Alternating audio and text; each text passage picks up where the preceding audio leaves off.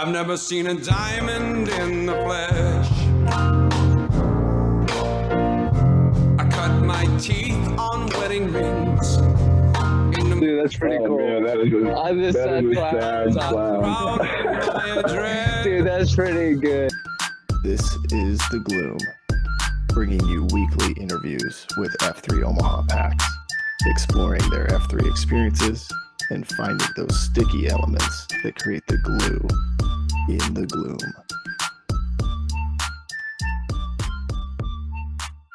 Shout out to our sponsors.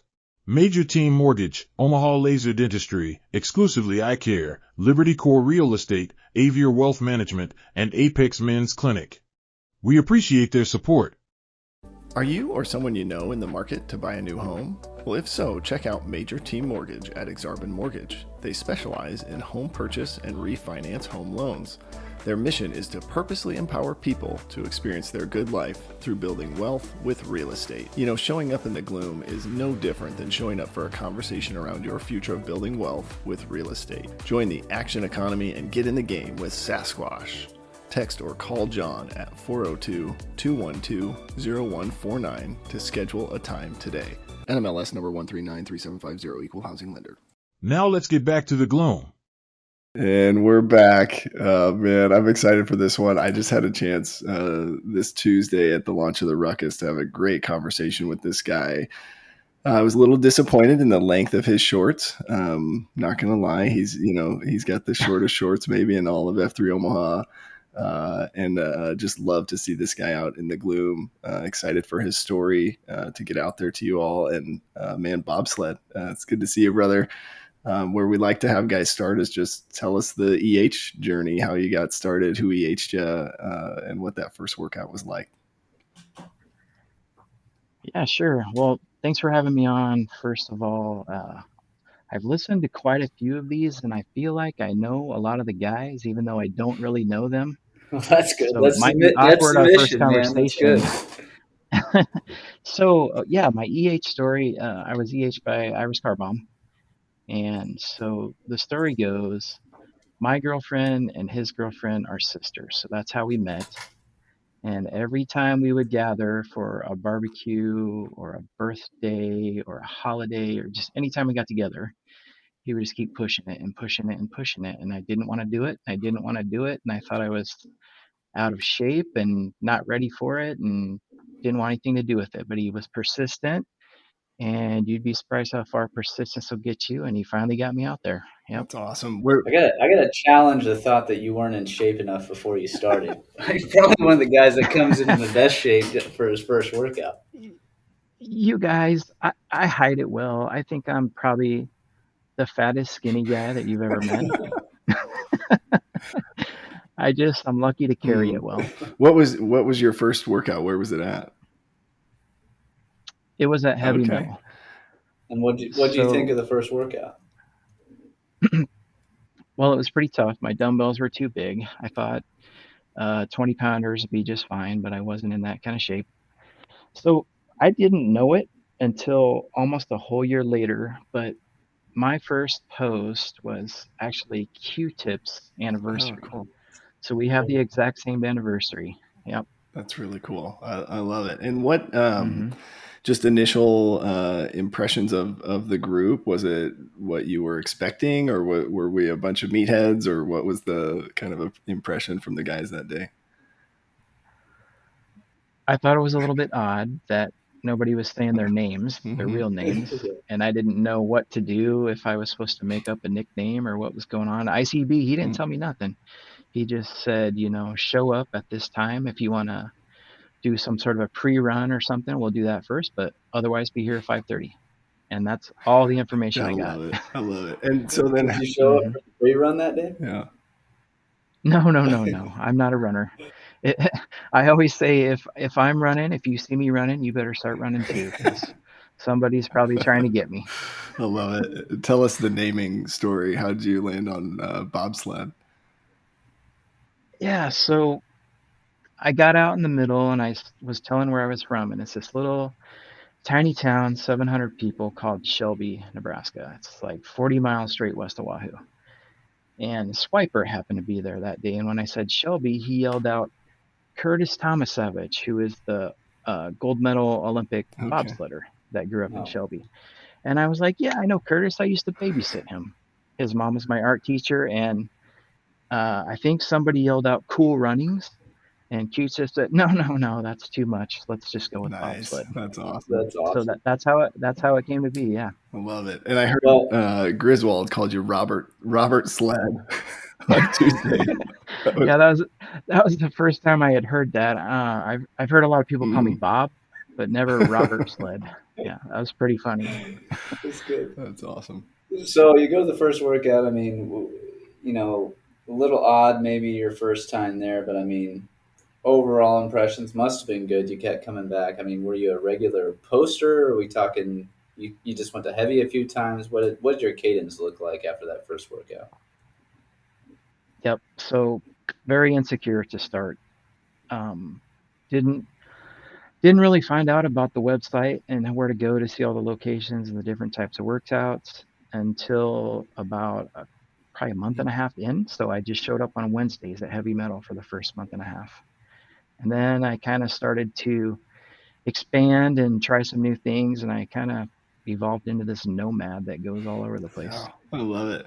I'm curious too because like Pony mentioned, for at least from my perspective, you're in good shape. But talk us through like kind of maybe growing up and through the years. What was your fitness routine like, and how'd you get to the point where you are now? Yeah, so fortunately, through my adoption, I moved to a small town, 700, like I said. So I got to play all sports from freshman age. I mean, from little kid age, but I was always playing on all the teams, even as a freshman in high school. So there was no cuts, or they were just lucky enough to have a lot of people on the team. So by default, I got to participate in all sports, and it was great. And my parents were all about it, and yeah, I we being in a small town, everybody's real close in the town, so that's what the kids do. They just run over to each other's house and play. Whatever sport is in season. There's no real, you know, there's no threat of anybody getting kidnapped or anything like that. So it's just a free for all. That's Yeah. awesome. And I know I've heard it in a COT from you, and I think just would love if you would maybe share a little bit about your adoption story, if you'd be willing, just to kind of get that out there so guys kind of know where you're coming from, if you're comfortable. Yeah, sure. I mean, how far back do you want to go? Like to the very beginning Up to or? you, man. Sure, yeah. It's your story. Okay.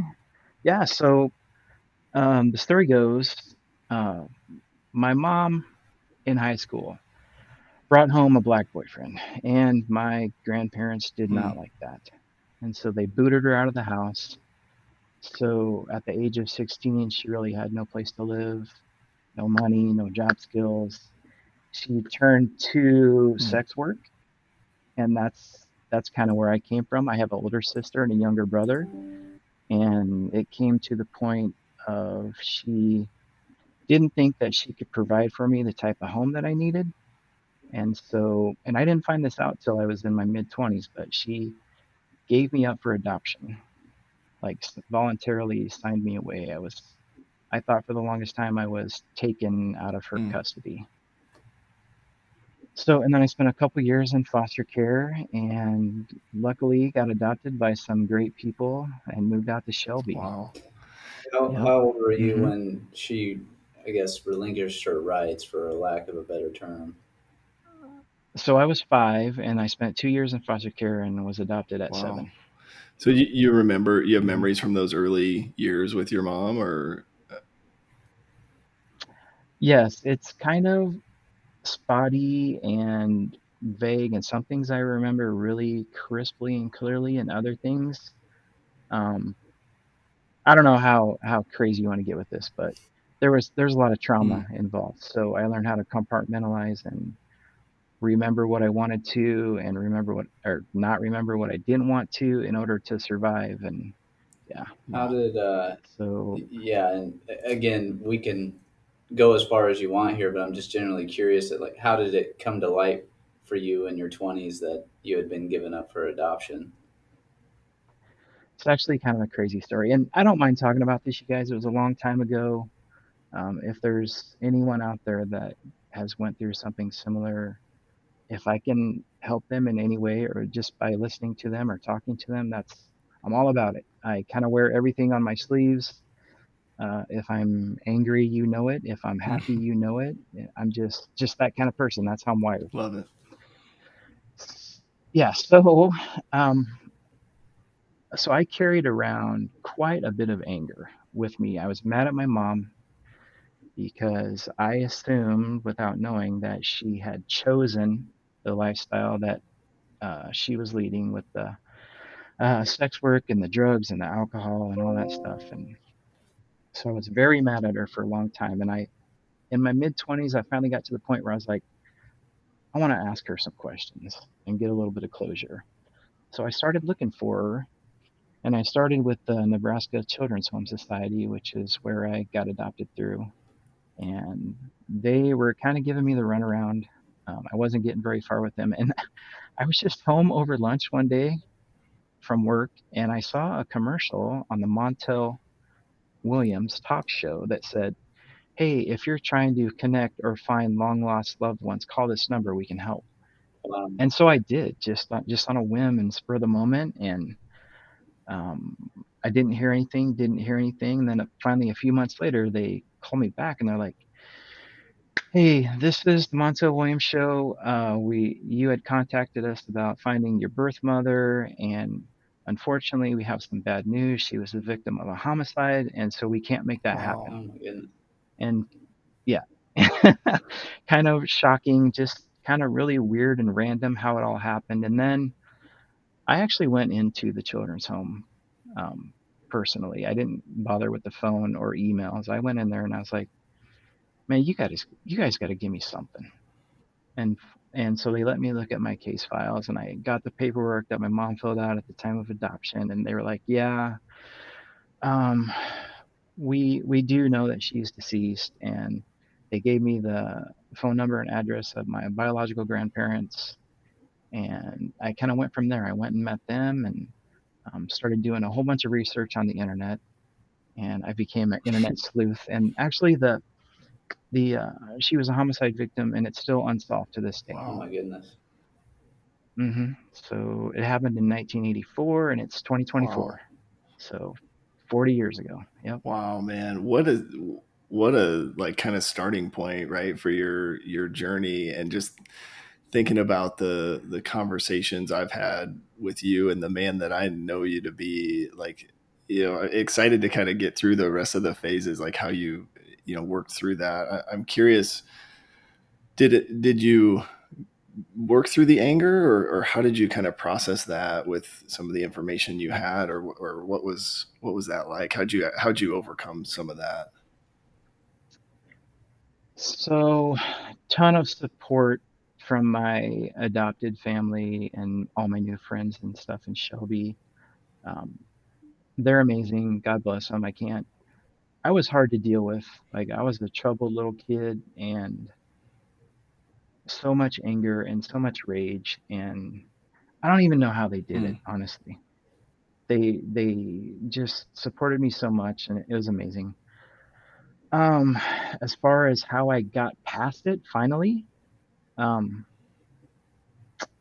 I think it was through the power of forgiveness. I don't know if you guys know much about forgiveness, but once I found out that she had voluntarily given me up, and it wasn't, you know, it wasn't the state that took me away from her, and it wasn't her. I'm trying to say this, but I was able to release a lot of anger knowing that she voluntarily decided to give me a better life by giving me up Hmm. for adoption. So basically, she gave birth to me a second Yeah. time. And so after understanding and coming to grips with that, I really was able to forgive her and release a lot of anger. And I still get triggered. So I'm not this perfect human by any means, but I think that was kind of the tipping point where I started to get some traction and go back uphill instead of going Yeah. downhill. And Man. were you able to connect on some level with your biological grandparents or your brother and sister? Have you gotten any Yep, traction there? I met the grandparents a few times. They've since passed away. I wrote my little brother, his name's Tori, um, a one letter a month for about 6 months. And you can't give out any kind of identifying information. So I would write these letters to the children's home. They would proof them and forward them. Oh, And he never replied to me, never, nothing. Didn't hear anything from him. And he was a baby when he got adopted, like right out of the hospital. So we didn't really know each other anyways, but I do know that he's my brother and I wanted to find him just because. Mm. And then my older sister, Melanie, I have met her. I met some of her family, and that went pretty good. But you know, if we didn't see each other again, that's Yeah. okay. yeah. We just never really connected. Well, your And then I story. have actually met. Go ahead. Sorry, No, no, go ahead. no, I met my uncle Steve, who's super cool guy, and I've spent hours and hours and hours fishing with That's him. cool. So that's one that was a victory. Like I connected real deep with him. Well, I just find your So story so interesting, and not this is about you, but I've got some similar experiences where my father has some other children out there that we didn't know about, and who have made an attempt to reach out to my brother and I've been personally just kind of distant, and I don't know. I mean, just hearing your story of just wanting to get some closure and wanting to know those people makes me kind of second guess my own actions here and how I've been handling my own situation here. So I really appreciate you sharing. Mm. yeah, no problem. It makes me who Yeah, I am. that's so cool. And thank you for going into that. I'm sure maybe other elements will come up as we're going through the conversation, but just to kind of odd segue here, but just a little bit of a closure on your fitness journey. I do want to just kind of get where are you at today? Do you feel like since you've started F3, have you made progress? Have you been able to stay disciplined and consistent in the areas you want to be, or how's that first F piece today? I'm pretty happy with my fitness. I mean, it's all about the Mm. queen. I can't get that dialed in. I just love to Mm-hmm. eat. Yeah, same. Uh, Everything that's bad for you, Yeah, sugar, fried food, all that bad Mm-hmm. stuff. gotcha. If I could get that handled, I think that would be tremendously helpful for Yeah, me. same. Well, I could care less about the fitness piece right now. I want to go Yeah. back to what we were talking about. And so Yeah. I'm curious, as you kind of come into this group, right? You found out around your 20s. Is that right? You found out and Hmm. were able to deal with some of it, get some traction, meet some other people in your life. And then what happens in this period in between, I guess your life in between then and finding F3, and then we can segue into, okay, now that you found F3, how does that kind of help you, if at Mm. all, Yeah. kind of reconcile some of these things? So I would say my life between when I basically started my working life, so out of college, until a couple years ago when I started doing this, I think it was like any good sociopath blending into the crowd. Nobody knows anything what's beneath the surface. I was very good at hiding my emotions until I wasn't, and I would have a big, huge blow up and hurt usually most the people that I cared about the most. And then ICB got his headlock on me, and I started to meet some people. And there is a couple people in F3 that I really want to shout out because they have helped me so much in my journey. Like I've always had some sort of little mustard seed of faith. I mean, I can go way back to my childhood and when I remember this. I don't know how much time you guys have, but um I've always had a little seed of faith. And there's a couple guys, Bambi is one of them and Woodstock is another that I did a little book study with Bambi and he really helped me to find my identity in Christ and really just ramp up my faith journey. Wow. And it's been so amazing. Woodstock Mm. helped me with that too. Bambi, like Philip Daly? Um, no, Okay, Paul other Yoder. Bambi. Okay. There's Yeah. there's Yep. two Okay. Bambis. Yeah. Yep. Yep. So it's taking on my life since I joined F3 and met all. It's given me a chance to be in the proximity of all these people that I never would have met in my life, and it's been so amazing. And my journey is kind of just getting started. Um, but I'm so excited. I'm so excited. That's awesome. And you'll notice when I'm talking here, I get sidetracked and tangent all the time. So I love it. reel me back in if No, you you're have to. good. Well, and it's just interesting to me because you're throwing out terms or talking about yourself in a certain way of like you used to carry rage and or some anger or some of these feelings that you were keeping inside yourself. But you are so soft spoken and well mannered that it kind of baffles the outside viewer like myself. When I see you, I just think you're probably one of the happiest guys that I know when I see when I see you out there. So whether or not that's true growth, that's what it seems like to me. Mm-hmm. Yeah, it feels like it. I mean, I don't want to bore you guys with faith, but if God can be for me, who can be Yeah. against me? So that makes me Amen, pretty brother. happy. I love that. Hmm. We often talk about the second F or fellowship piece, and in terms of like relationships, right? So we've got like the concentrica model, and we talk about like building high quality male friendships and relationships. Curious with your upbringing and kind of the history there, how did you go about doing that in the group, like to the point where you were willing to do a sort of a Bible study with another guy, or even to get to the point where you are now where you're having some of these deeper conversations? Well, I for sure kept everybody at an arm's distance, and as soon as they started to get a little bit too close, I kind of just cut Hmm. them out my life, and that's kind of how I operated for a long, long time. And I think that um, being in this thing that we have F3, it's shown me that, man, it's okay to be vulnerable. Everybody's going through some stuff. If you haven't been to a beatdown with me, you'll see that I always Mm-hmm. hug at the end. It's okay Yeah. for guys to hug, Yeah. right? So, what was the No, question you're again? good. I you know, just curious about relationships and kind of how you have worked to manage developing those relationships. Like how did you get to the point where you're okay being vulnerable? Was it going to coffee, or what was like the first step or two on that journey? Because some guys are still kind of holding things tight and not being their full self. Hmm.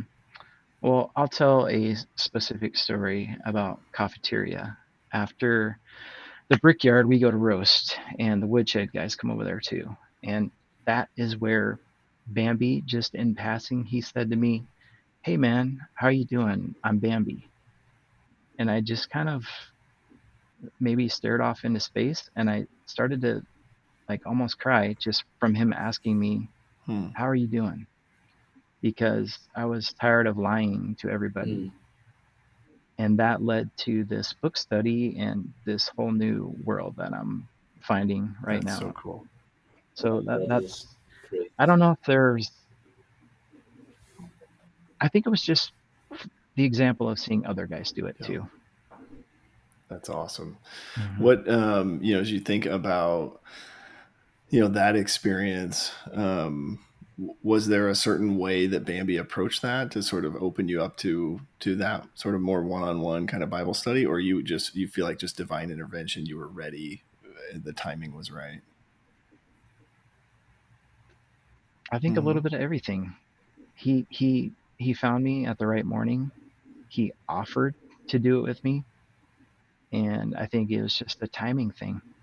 I don't maybe divine Yeah. intervention. I don't know, but he came into my life at 6:58 a.m. at Mm-hmm. roast coffee, and next thing I'm discovering who I am and finding out that what I thought had been my identity for a long, long, long time is not. And that is not how culture sees me, and how you, Pony, and you, Plague, see me is not how Yeah, God sees me. Yeah. And it's not how I see myself either. that's so Uh, cool. Hmm.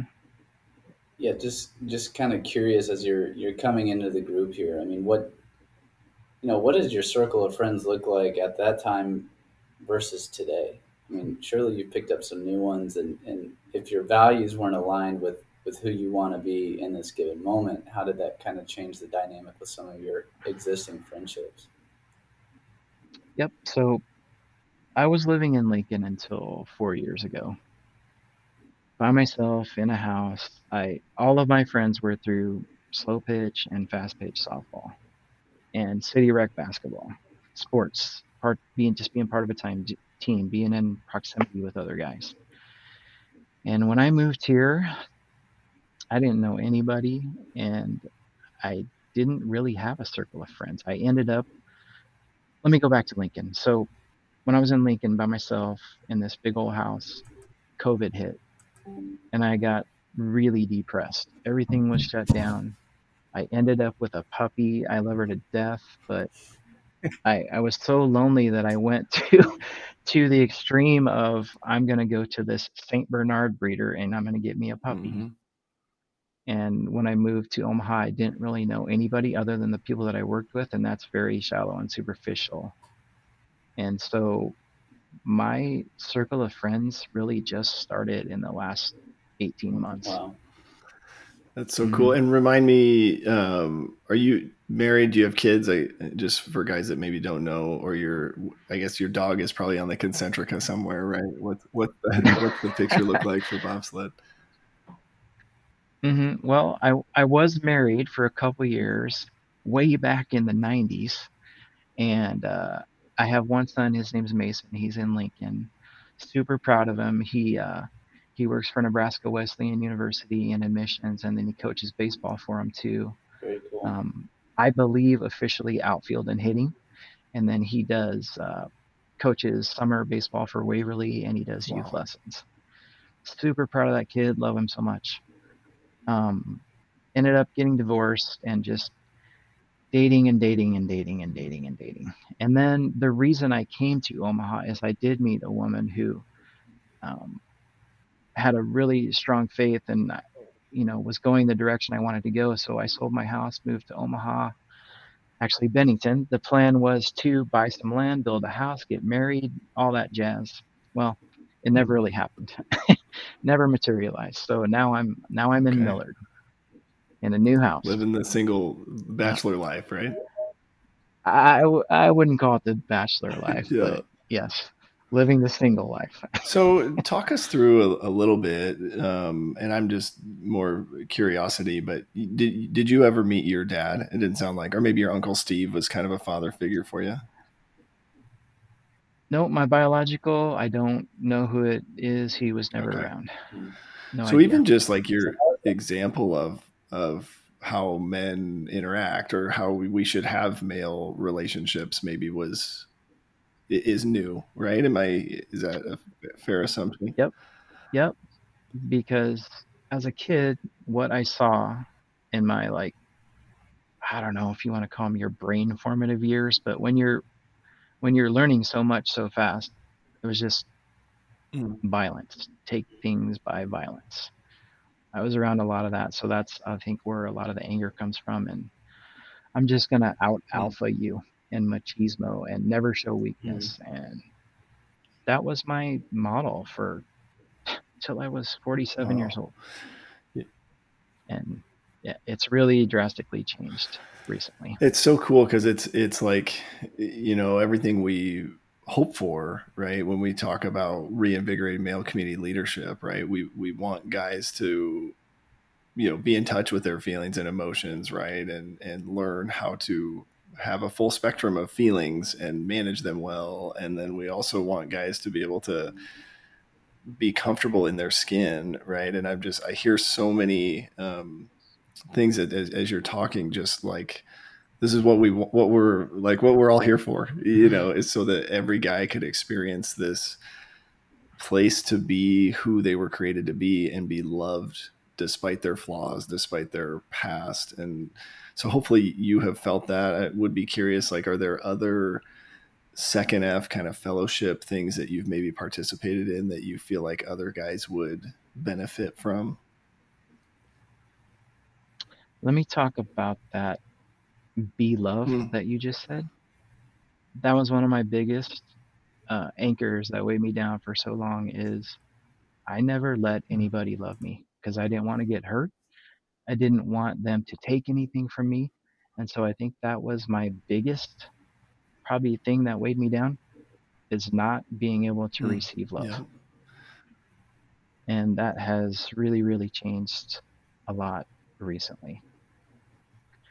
And then I also dealt with a ton of shame. I don't know if you guys know what shame is like, but if I had to explain it, there's like guilt and there's shame. And shame is this whole nother level above guilt that takes things from an action or an event and it makes it your identity. So I just did a COT about this, so I'm just going to repeat it a little bit. So guilt says, I lied. Shame says, no, you didn't just lie, you're a liar. Guilt says, I did bad.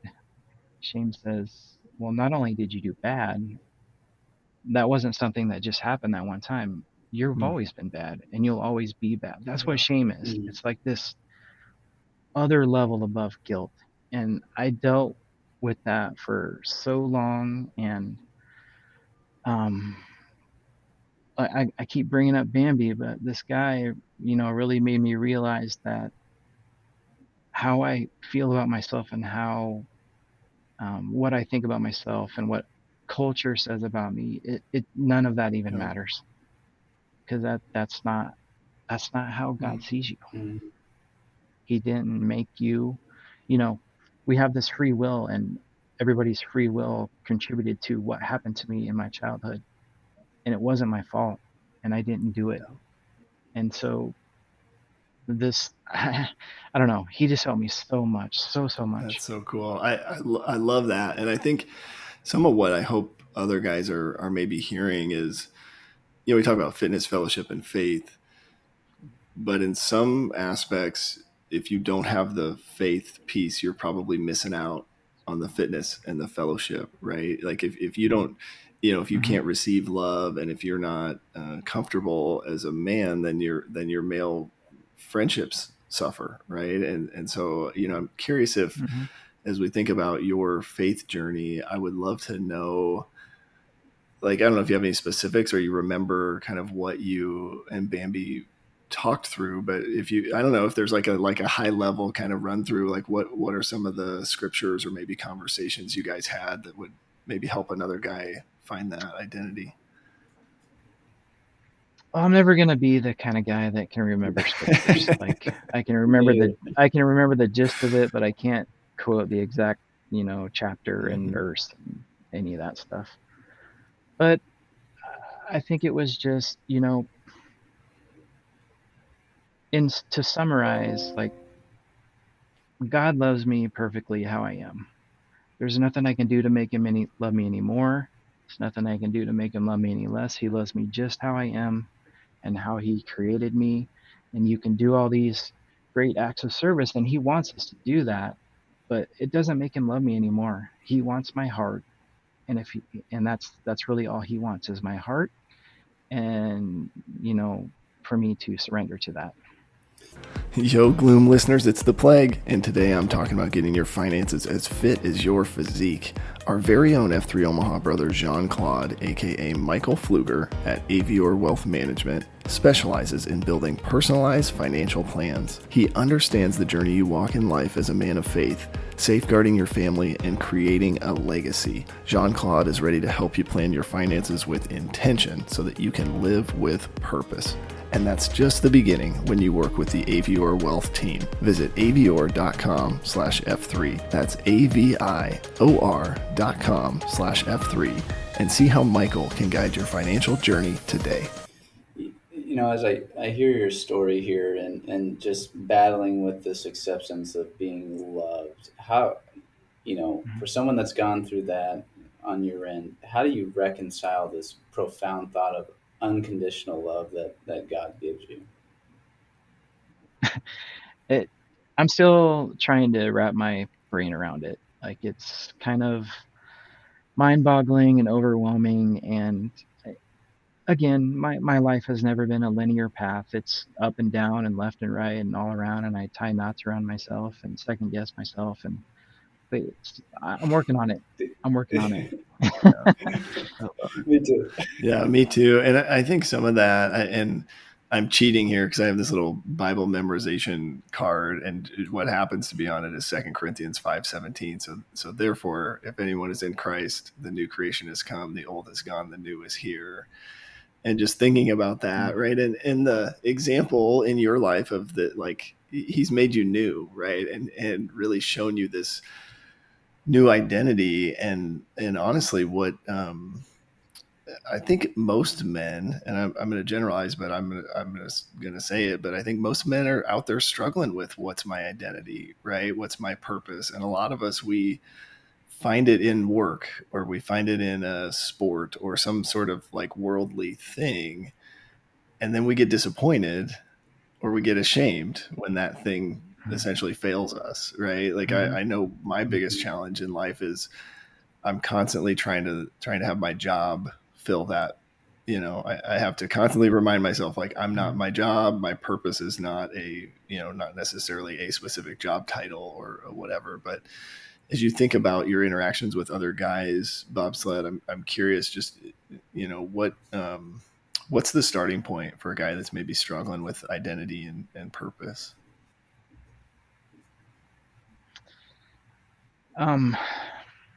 I think I'm kind of a deep thinker. Um, the very first words in that, I'm going to shout out that book real quick. It's called Victory Over Darkness. It's by Okay. Neil Anderson. The very first thing it says is, "Who are you?" And that is a question I had really never ever thought about. I'm a civil engineer. That's how I pay my bills, but that's not who I am. Mhm. That's not my identity. Uh, I'm I'm lots of things. I'm a brother. I'm a dad. I'm a son. Um, but I don't think any of those things are really my identity. I had never really been asked that before. It made me think so much, and um, I this the starting point. I felt so unworthy for so long of anybody's love. I didn't think I deserved it. I think maybe that was the starting point for me, is that I am worthy. Yeah. And it's one thing to say that, it's a whole nother thing to believe it Mm. in your heart. Yeah. Well, That was probably the biggest thing that held me back. and I'm just curious here, as we're sitting here talking about identities, and not giving into, hey, I'm not, my identity isn't my job. I'm not singularly an engineer. I'm not singularly just a dad. I'm an amalgamation of all these things. As you step out the door each morning, what would you like your identity to be? As you're kind of wrestling this idea. The baddest MFer that ever walked on the planet. um, no, I think I just want my identity to, I kind of want people to see me like, man, that's a guy I just want to spend time with. Like, he I don't know. Maybe I don't know. That is a great question. Maybe I'm backtracking because it doesn't matter what anybody else thinks about me. True. Honestly, Yeah.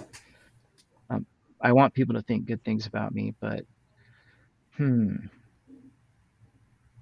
that's a great question. I'm gonna have to think about that and get back to I'll you. see you on Friday. You let me know on Friday. Episode Sounds number good. 2, Sounds right? good. Yeah, it's just so cool, and I guess one of my questions as I'm thinking back, did your foster parents, were they spiritual, religious? Did they take you to church? Did you have any interaction there growing up?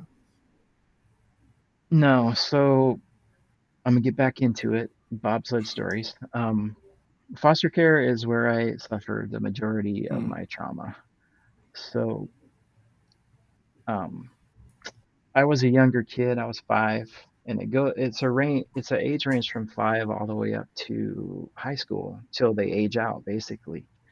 And one of the things that happened, I don't think my foster parents knew about this. I, I honestly don't. But the older kids would, where I was at, they would make us little kids do things to each other.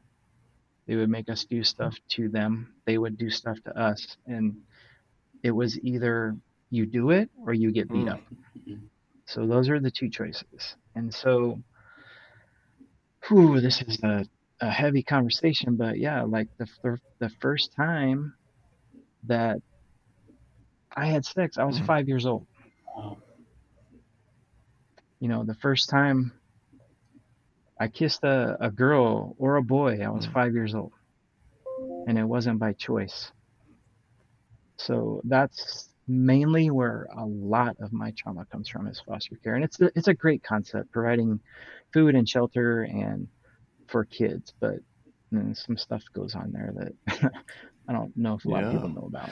What, as you think about that, I mean, curious because we spend a lot of time thinking about how we give back to the community. Have there been opportunities for you to give back to maybe it's foster kids or other kids that are in a similar situation, or how does that all work? I guess I don't fully understand the system enough to know if you're even allowed to do that or.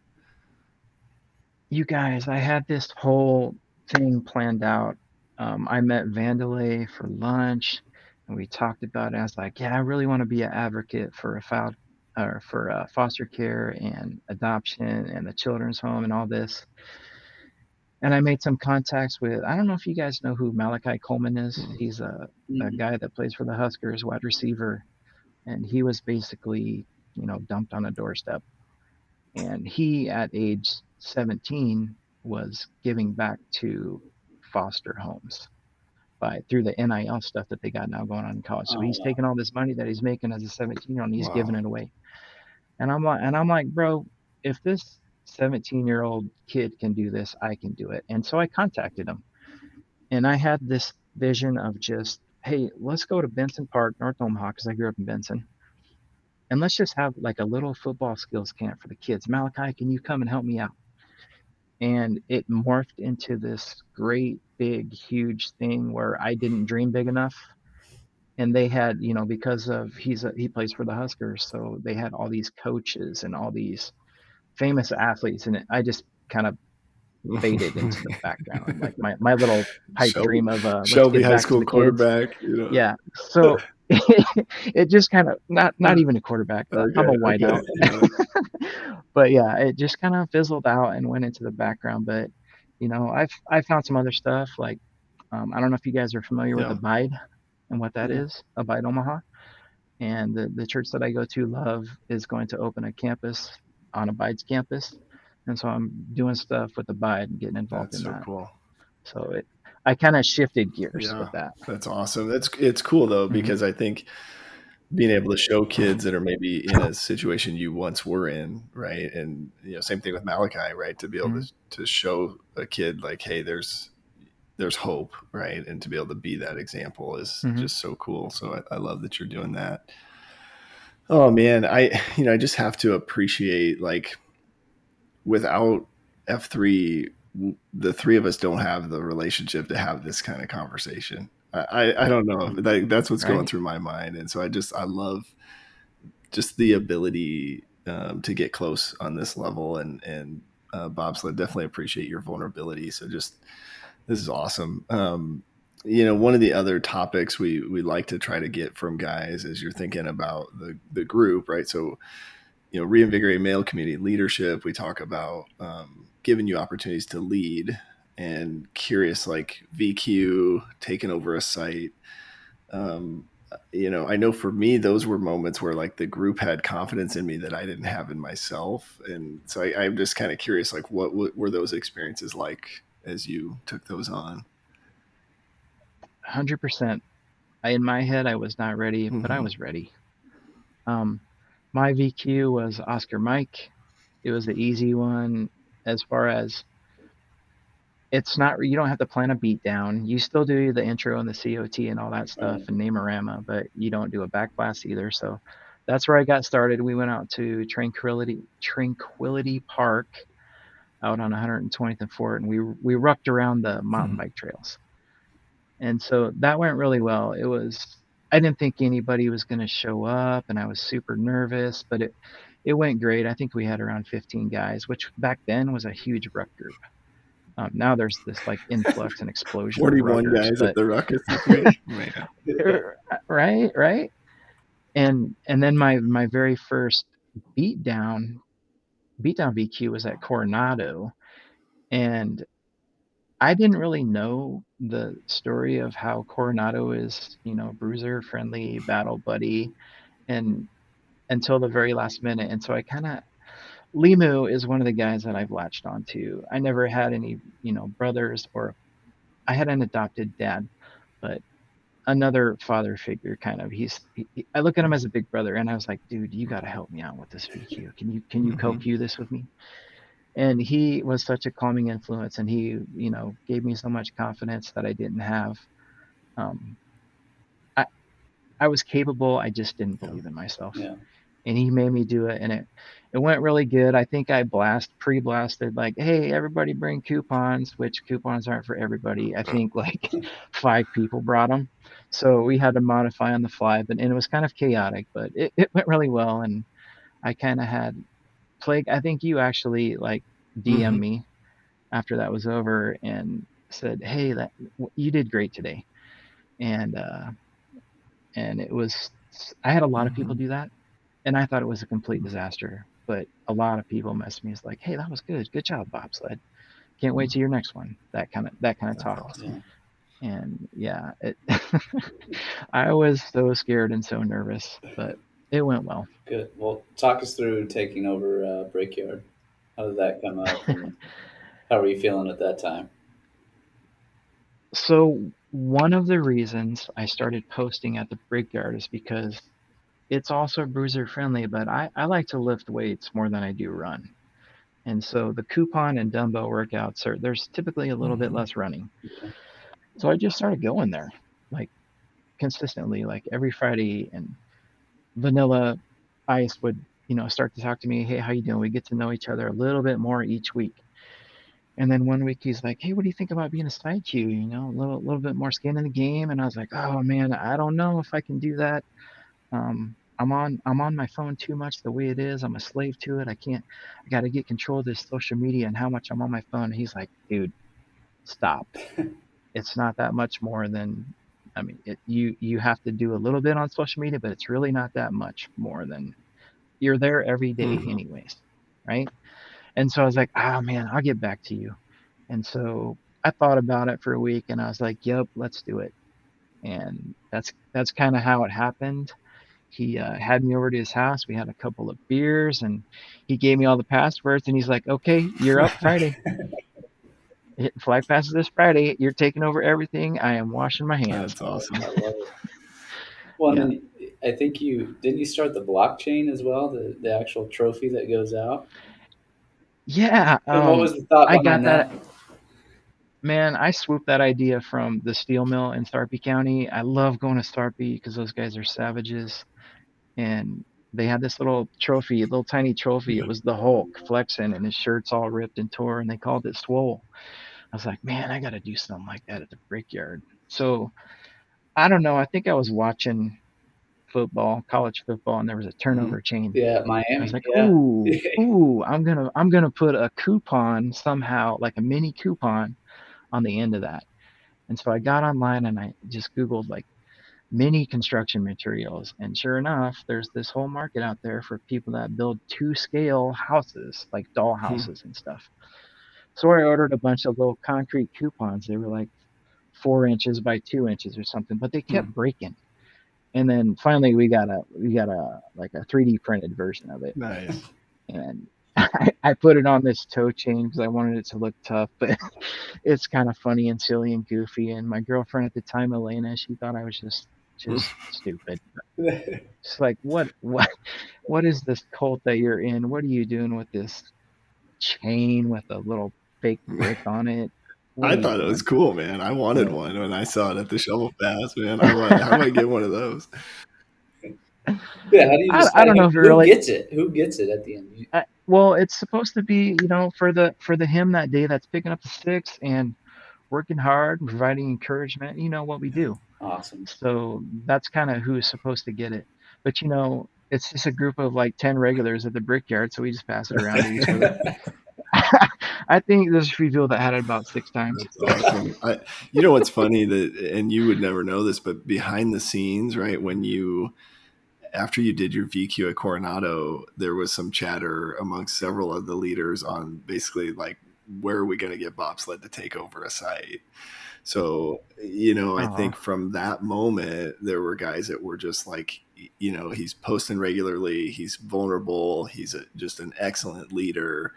And I remember when Vanilla, was kind of like, I got him. There was like sort of a sigh out west, and I'm like, but he's a Bennington guy. We got to have him out. And we talked about that, right? Your work is down there, so that worked way better for you. But I think just hearing your story, I want you to know that because I think it's just really cool. Like we had this confidence in you, and you didn't even know it. So it's so cool to watch you lead and come up with something really cool at a site that's it's been going for several years. that's amazing. And unbeknownst to you leaders, I was like, why are there no dumbbell Yeah, sites in Bennington? yeah, And I was gonna be like, hey, what do you guys think yeah. about this We should idea? have for sure. So, but it never happened. I took Yeah. over the Well, brickyard. now we can And get one in yep, Millard. We get one, closer to where you are there we now. go. Yep. What talk us through succession planning and how that went? How did you go through finding the next guy to take over?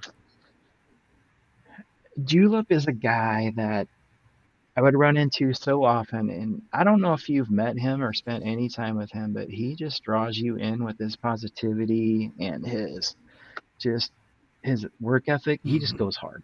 That's what he does. And um, I think he was injured for a while, so I stopped seeing him. And then he got healthy and started coming back running. And I was like, hey man, what do you think about SiteQ? I think this would be perfect for you. Like you have all the qualities of a good leader, and I've worked out with you before. You go hard, and I like it. And coupons ain't for everybody, and I think you're the guy for the job. And he was like, I don't know. And finally, Mm-hmm. he relented. So I I put that headlock Persistence. Yeah, on him, and he accepted. Yep, that's yep. awesome. Well, He's like perfect. Like I cannot think of another guy that's better yeah. for that job. Well, and he helped with the You know? CSOP, and I believe he was just like right away, like I've got a catering business, I can provide whatever we need. So it's just like, I mean, that was my interaction with him this last year. He's a phenomenal leader and really great to work with, and like you said, just like this positive force in the morning that is good to be around. Especially, I don't wake up positive most mornings, so I need that. Curious if Yeah. just your time in F3 and as a site Q, any advice for guys, maybe for packs or for other site Qs or just men in general, anything from your perspective you would share? I'll give you something that I struggled with as a guy that was getting a little bit older is that you still have value.